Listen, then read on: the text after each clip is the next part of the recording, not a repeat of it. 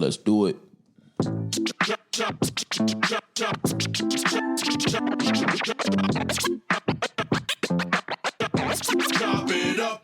Yes, it is your man Anthony Smith and my guy.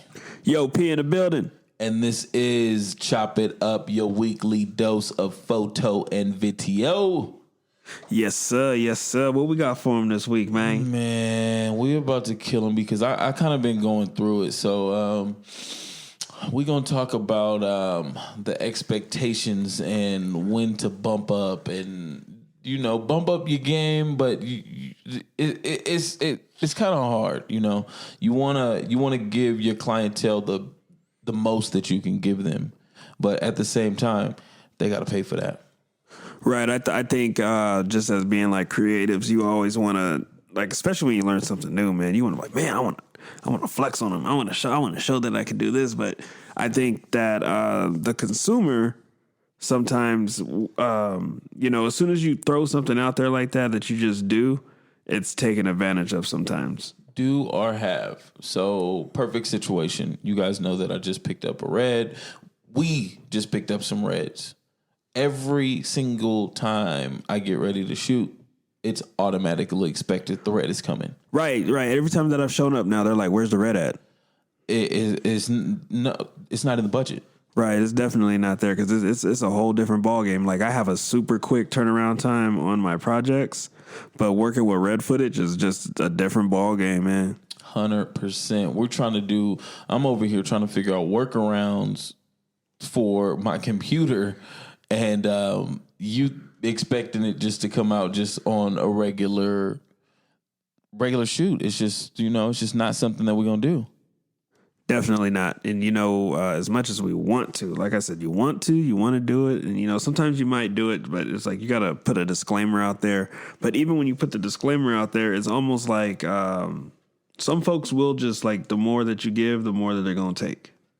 Yes, 100%. That's what's going to happen. So it goes back into making sure you charge for your equipment. We continue to talk about it, but it just comes up in different ways, and this was just one of the ways that it's been coming up for us recently. You know what I mean? Like, we put in the work to reach our goals, and we were just able to reach them a lot faster than we even thought that we were going to be able to reach them, and the opportunity arose itself, so we jumped. You know what I mean? And with us making that dive and social media being the way that it is, it's just automatically the expectancy of, now we get a upgrade because you got to upgrade. Nah, bruh. Nah. It ain't always going to work like that. I know I've been in situations where it's like you want to go the extra mile for somebody and you add on a different effect, or like you crop it different for them, or you'll give it to them in a bunch of different formats or whatever. And you might have just had some extra free time. Now the next time that you go to shoot, they expect that to be the norm. And exactly. Like, and even when it comes to P and the turnaround time, sometimes you just don't have the backlog of gigs that are behind you, and you're able just to go home and turn something around. And then next time you get ready to do something, you can't give them that, but they're expecting that because that's what you did for them last time. Right. No. Yeah. I've been pressed on taking a week. And I'm like, nah, you got to get up off my line. Like, I've heard horror stories where you might not get your stuff back for months. I'm giving you 30 days automatic. I don't care if I'm going directly home and putting it out. You getting it in 30 days. I don't like holding on to stuff. I just want to get to the next project. 30 days. It's done. It's possible that it's sitting around and it's done. But me giving it to you right away, sorry. I feel you. I do feel like in some situations I have like I think you take some of the suspense away when you rush through it. Well, not necessarily because I don't rush through the footage, but like I think like give it like turn around really fast. Yeah, I definitely try to time it in a situation that's where just you won't kill the moment by giving it back to them so fast. So like some weddings, if I know that your honeymoon is kind of low key and you're not gonna be running around, I'm probably gonna surprise you like, hey, check your inbox. Right. If I know you guys are just sitting on the beach or in a hotel room, you know what I'm saying? Like you finally got, the wedding's done and you did this. I usually look for like posts. I'm like, okay, now they're chilling. You can tell when folks are chilling, like they ain't got no makeup on. They out there just, hairs in a bun and, dudes all like, you got shaggy face. I'm like, okay, this is a good time to drop it on. I'm like, blah. Right. And sometimes, my turnaround time sometimes has to do with my workload. Like I have to get it to you quick or it's going to take me a while. Like if you tell me that you're good with that, I'm just letting you know that I'm pushing it to the back. Mm-hmm. If you're good with waiting, then I'm going to push it to the back and you're going to see me push other stuff out that I shot after yours, but it's not me being disrespectful. Like I gave you your opportunity to get it. You told me you were good with waiting. All right, you got to wait. You're going to wait now. You still going to get it faster than what you was going to get it somewhere else. I guarantee that. Yeah, so we kind of both learning. You know what to do, but it's just sometimes hard to do it. You know what I mean? Like, I know that there needs to be different packages. It's like when you go to a camera rental shop, there's levels. You know what I mean? You're going to rent this camera for this price. You're going to rent this camera for this price. And you're going to rent this one for this price. So just because we have these cameras don't mean that they're all going for the same $129 for the week for you to rent it. It just doesn't work that way.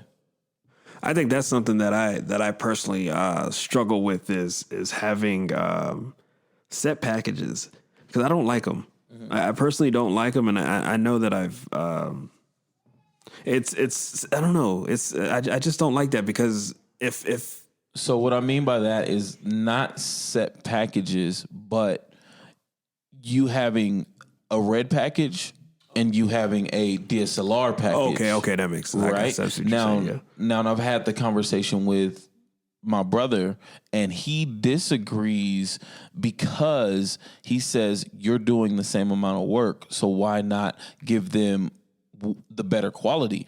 And what it comes down to, and what I didn't realize because I didn't have one of these cameras, is it's a lot more work on me, and that's why the price has to go up.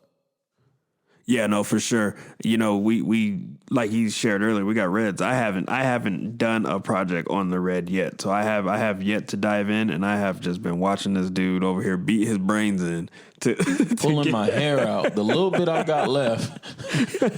All these grays, and they springing up like chickens. Yeah, I haven't had the opportunity to actually take it out yet. So I'm very anxious, but like I said, my schedule just ain't, Yeah, so it's secured. I'm happy with that. Like it's there. But I understand that you're setting up to do the same exact event, the same exact everything, and it's just a matter of you grabbing this camera over you grabbing this camera, and it may feel that way when you're filming it. And then also the other thing that comes in with the red is all the stabilizers, all the gimbals, all the everything for this camera are way more expensive. So it's just like it has to be a different price when it comes down to this package. And I think I think the understanding of what the difference between a red and a DSLR is basically, it's kind of like, I mean, it's watching something on, like filming something on your phone, like, versus like. So let's go with something that everybody can understand, right? Somebody who has their cell phone and coming to do a video, and somebody who has a DSLR and coming to do a video. Those are two things that everybody should almost understand, because somebody with a DSLR, no matter if it's your grandma, your uncle, your cousin, there's enough of them around that you understand with a digital camera what a DSLR is. And every single person has a cell phone in their pocket. So you know what that is. So you know the quality difference in between the cell phone and the DSLR, right? Everybody posts to their social media with their cell phones, but as soon as you see a more professional looking video, you automatically assume and know that that is a DSLR. 100%. I think another way to look at it would be like kind of comparing a You can even use the same manufacturer.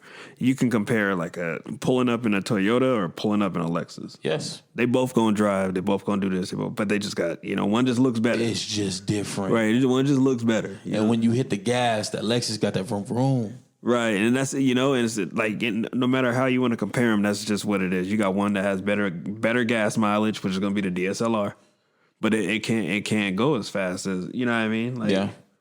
So that's something to take into account. And it's definitely like, as much as you want to like shoot on that, it's got to cost more, man. So how do you break it down to the client? How do you break it down to the client when you want to shoot on it as much as they want you to shoot on it, but the budget doesn't call for it? So, oh man, do you just not do it, or do you just go shoot with the homie? Like, hey P, let's go. We're gonna go shoot. We're gonna practice. We're gonna whatever. Is that when you use that time, or you still want to get it in a professional setting? You still want to use it on a gig because you're gonna run into different things that you're not gonna run into when you're just out shooting with your homie playing with a red. I think for me, man, like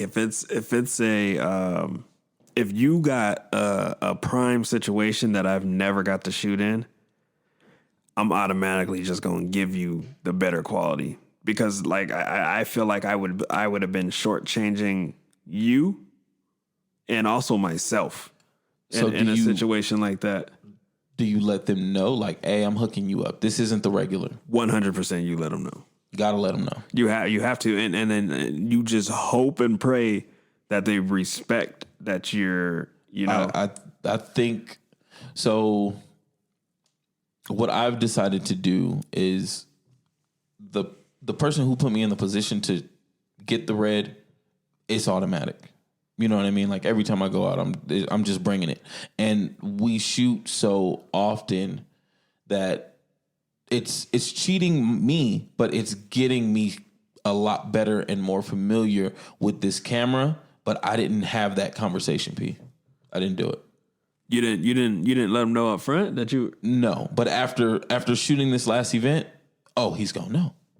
But yeah, he's already feeling the effects of the red because he's so used to the turnaround time of a DSLR. I hear you. I don't, with I don't think that you're even gonna have that conversation though. He's just gonna know. Yeah. I think he's gonna, once he sees that footage, he's gonna be like, God damn, dog. Yeah. But also so the client in your situation that you were just going to hook up because it was a situation like you always wanted to shoot at the beach, it's always been a difficult place to shoot with the DSLR, and for you to be able to fully get the 16 stops of dynamic range that you're going to get out of the red, you just want to see what that's going to look at the beach. Game. Period. I cannot wait for the sun to start shining. This thing is so I feel like you have taken the advantage because the client that you hooked up, they're going to get the greatest thing that they've ever seen. And for them to understand that they just got hooked up, the next time they come to you, that's what they're going to want. So now you've risen the bar for them and put them on a whole nother pedestal of seeing what they could possibly get, but understanding that it comes with a price upgrade. Right. I think the hardest problem that I'm going to run into is distinguishing what was shot on a red and what wasn't because of how much content I put out. Mm-hmm. So I was thinking about that I might have shot myself in the foot because I'm going to have to make sure on my presentations when I sit down, like what it looks like, and just the potentially, with the production value of what I would be shooting the red on anyway. It's going to be a little while before that's just it replaces my GH. Before it's the regular. I definitely got to experiment around and that's going to be, once that starts happening, that means I'm chasing a better camera. Ooh. That, I just, man, trying to tell you. You're going to need a whole, you seen how big them things are? Hey, we got big goals, man. If you ain't shooting high, you shooting for failure, man. Shooting yourself in the foot, right. Brother. I want to be running around with one of them cranes on a car, man. That's definitely goals. After going to that film festival, I got, I was good where we were at, and we leveled up so quick to be able to hold reds so fast. Once I seen all that stuff and I saw how fast we got to the Reds, I'm like, shit, nah, we gotta up these goals, man. We definitely we didn't set them goals high enough because we got them too fast. We got them too easy. Yeah, we got them way. It just it happened way too easy. And now like I said, seeing that film festival, it's not even about. It's not necessarily like running around and just showing and flashing off that you have a red. It's just being able to stand next to full production, like to be able to put a real cinema film out. Yeah. Without having to hire a crew. Yeah. And I feel like we're still early in the game. I still feel like we're not even unlocking the full potential of these cameras because we're still learning as we go. The same thing when you get a new anything. You don't know the full potential of it because you're still figuring out the quirks. There's still times that I get in my car and I'm like, what does this button do? Well, shit, you just figured stuff out on the editing program we've been using forever. But had to, you know what I mean? Like had to figure that out because as far along as technology has come, it's still not meant to edit full 5-6K raw footage on these machines. It's not. So figuring out a workaround was a must. If not, it was another 7 G's on top of what we just spent for these cameras. Right. That we didn't calculate for because it's just like you're so excited to get your hand on this camera. You're not even worried about the footage and how you're going to edit it. Like all of that is secondhand. This is all stuff that the client, your followers on your social media platforms, they don't know none of this. You looking at it and you like, I can't even turn this thing. It's like getting a Lambo and you can't afford the insurance. No, this is like getting a Lambo. You can't even afford the gas. Yeah. Like you can go back and forth in the driveway with the little quarter tank you got, but you're not about to burn no highway up. Hell no, you ain't doing no burnouts. We not in the Victoria Gardens with the drop top. You know what I mean? Flexing on them, right? But we got it though. You know what I mean? Right. Definitely. We got the opportunity to get into some Reds, and then we definitely got the opportunity to learn that. It ain't as easy as it seems. Period. Right. Period. There's a reason why they call these things cinema cameras. Point blank. Period. Oh my god, man! It's a different ball field, man. Just looking at fucking memory cards, $1,000 for a memory card. What the? Yeah, man. I'm used to crying about paying $150 for something. Yeah. Period. You know what I mean? Like I was looking at because we're about to invest in a whole nother camera. And the SD card people were complaining and they $200. I'm like, $200? I wish. Right, I take that. $200. I'm looking back at them cards like, damn, man, can we go back? Right. I told my boy how much the SD card. He said, what else does it do? Right. Is it going to edit too?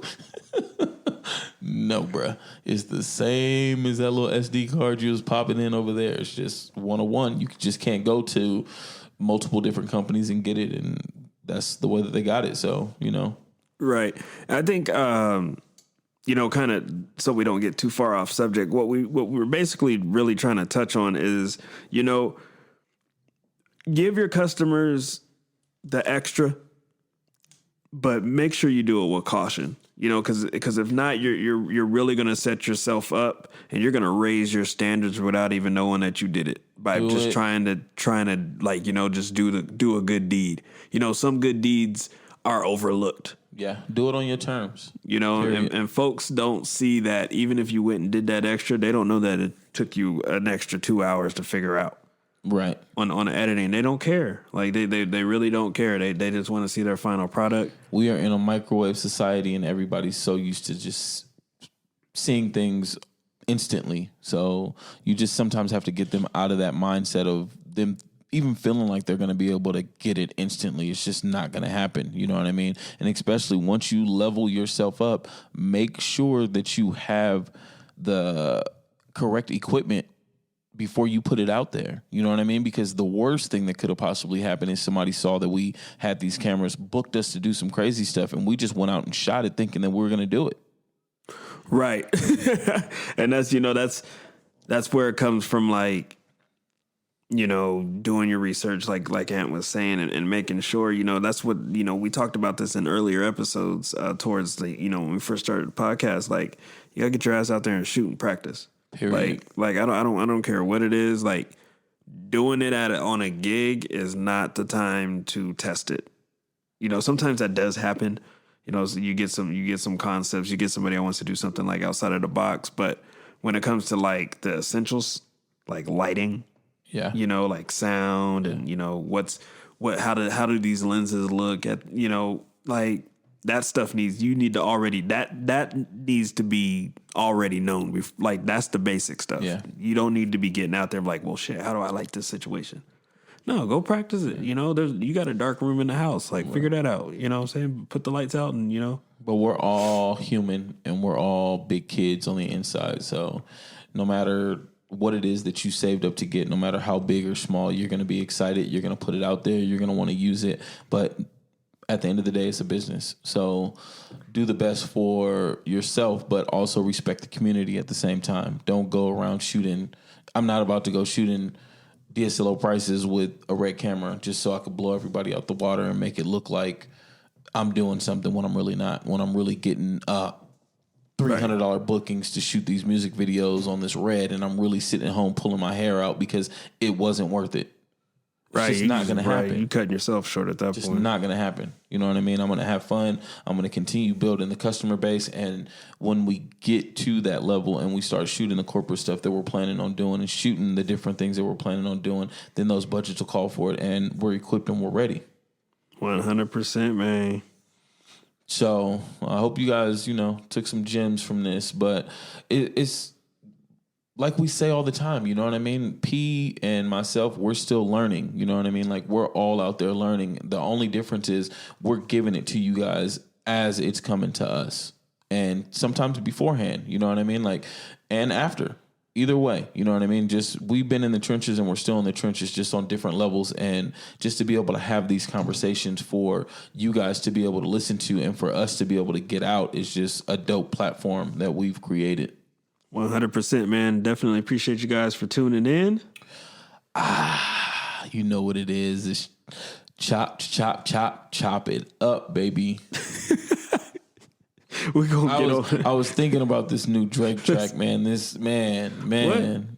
We don't talk about music and we're not gonna get into music, but he did it again, bro. Oh Lord. God, God. I hope y'all have a good night out there, man. It's your weekly edition of Chop It Up. I'm your man, Anthony Smith. Yo, P in the building. And this is...